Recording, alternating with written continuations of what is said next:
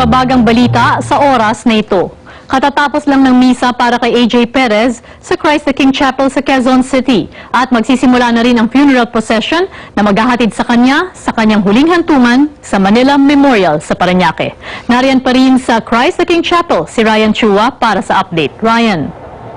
Jing, nakalabas na nga ng simbahan at sa ngayon ay papunta na sa huli nitong hantungan ang mga labi ng yumaong 18 taong gulang na aktor na si AJ Perez. Mapapanood natin ngayon ang kanyang funeral convoy papunta sa Manila Memorial Park na binubuo ng halos 100 sasakyan ng kanyang mga mahal sa buhay, malalapit na kaibigan at ilang tagahanga. Bago yan, mapapanood nyo ngayon nung sinabuyan o inulanan ng petals ng bulaklak ang sasakyang may dala ng kanyang kabaon na papunta ngayon sa Manila Memorial Park. Bago ang lahat ng ito ay nagkaroon ng emosyonal na final viewing o huling pagsulyap ang mga kaanak, mahal sa buhay ni AJ Perez sa kanyang mga labi. Emosyonal ang mga eksena, lahat ay nag-iiyakan, hindi pa rin makapaniwala na sa ganito kamurang edad ay papanaw ang isang aktor na nakitaan ng potensyal.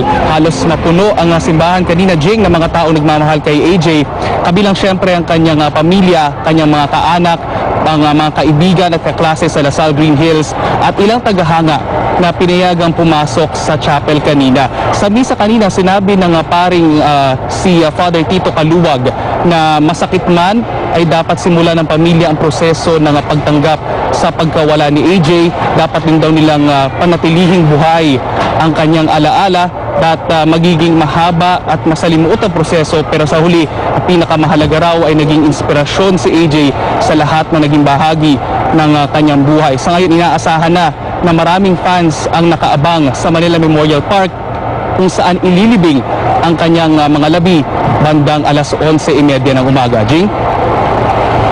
Ryan, may inihanda pa bang programa sa Manila Memorial Park? Anong oras inaasahang darating doon?